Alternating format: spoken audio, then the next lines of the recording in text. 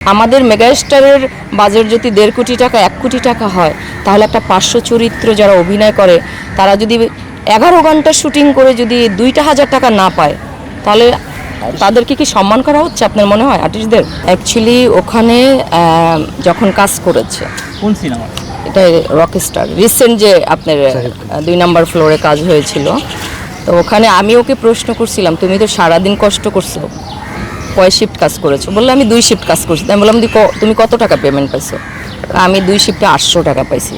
তো 2 শিফটে যদি একটা মানুষ 800 টাকা পায়, আমি বললাম 800 টাকা কেন? এখন তো 1000 টাকা শিফট হওয়ার কথা বা 1500 টাকা শিফট হওয়ার কথা।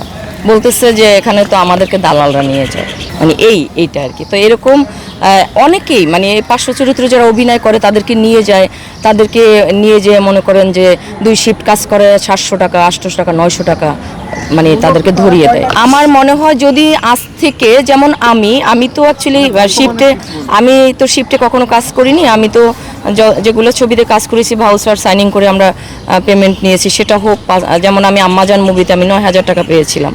ফার্স্ট ভাউচার আমাকে 5,000 টাকা দিছে, পরে আমাকে 4,000 টাকা দিছে। তো যেমন স্পর্ধা মুভি, বাঁধন যাবে না ছিঁড়ে, সব আমরা এগুলো কন্টাকে ভাউচারে আমরা টাকা পেয়েছি। তো যেমন আমি দেখতাম আগে যারা আমাদের ডান্সের ছেলে মেয়ে যারা আছেন তাদেরকে কিন্তু 500 টাকা করে শিফট দিত আজ থেকে 26-27 বছর আগে।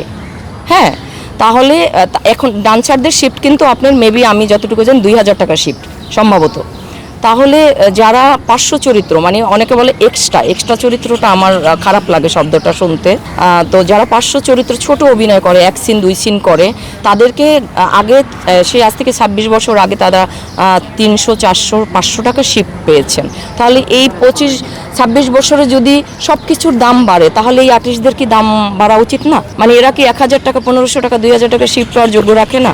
এটা হলো আমার যারা মেগা স্টার বলেন বা সুপার স্টার বলেন বা আপনার সেকেন্ড স্টার বলেন, হ্যাঁ, কারণ সুপার স্টারের পরে তো সেকেন্ড স্টার আসে, তাই না? তারপর থার্ড স্টার আসে। তো তাদের পেমেন্ট যদি তারা মোটামুটি ভাবে পায়, যেমন কি একটা নাটকেও আমি দেখেছি যে একটা মানুষ আমরা ফিল্মে কাজ করা মানুষ আমাদের কাছে বলে, আপু 2,000 টাকা শিফট দিব, 3,000 টাকা শিফট দেবো, করবেন? আমি কিন্তু ডিরেক্টলি না করে দিই, আমি ঘরে বসে থাকি, আমি কিন্তু কাজ করি না। আমি বলে দিই, ভাই আমাকে যদি আপনারা কনমেশ 8,000 টাকা দেন, দ্যাটস ওয়াই আমি কাজ করবো, নাহলে আমি করবো না। তো আমার কথা কি, আমি তো অনেক কষ্ট করে এই জায়গাটায় এসেছি। তা আমি যদি এখন শুধু একমাত্র কাজে রানিং থাকার জন্য আমি আমার জায়গাটা মানে একবারে নিচে ডাউনে নিয়ে আসি, তাহলে আমি কোথায় গেলাম? আমার কোনো মূল্য নাই, আমি অমূল্যহীন হয়ে গেলাম। বা আমাদের শাকিব খান বলেন, সে এক সময় কতটা কষ্ট করেছে এই ইন্ডাস্ট্রিতে, আপনারা সবাই দেখেছেন। শাকিব ভাইয়ের সাথে আমি ফার্স্ট কাজ করেছি হীরাচুন্নি পান্না। সেখানে শাকিব ভাই কেমন ছিলেন, এখন শাকিব কেমন, আগামী শাকিব কেমন হবে, সেটা আপনারা সাংবাদিক ভাইরা সবাই ভালো জানেন।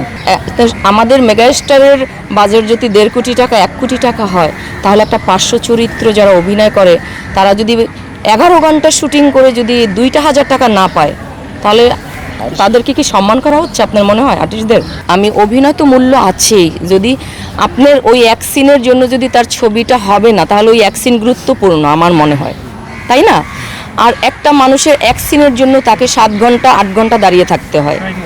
মনে করেন তার একটা সিন, ছবির মধ্যে একটা সিন, কিন্তু তাকে কিন্তু সেই সকাল 8টা থেকে বিকাল 5টা পর্যন্ত একটা শিফট, আবার তারপরে আপনার সন্ধ্যা থেকে রাত 11টা পর্যন্ত একটা শিফট। তাহলে ওনার সিন হলো মাত্র ওই ছবিতে একটা সিন বা 2টা সিন, কোনো ডায়লগ নাই, কিন্তু সে কিন্তু সকাল 8টা থেকে রাত 11টা পর্যন্ত একটা সিনের জন্য ওয়েট করছে, তার সারাটা দিন ওখানে পার করে দিচ্ছে। তার কি কষ্ট হচ্ছে না? সে একটা ড্রেস পরে সকাল 8টা থেকে রাত 11টা পর্যন্ত বসে থাকবে, বাসায় যেতে যেতে তার 12টা 1টা বেজে যায়। যদি আপনার আউটডোরের শুটিং হয়, সেখান থেকে আসতে আসতে রাত 2টা 3টা বেজে যায়। তাহলে সেখানে কি এটা তো আপনাদের কাছে আমার প্রশ্ন।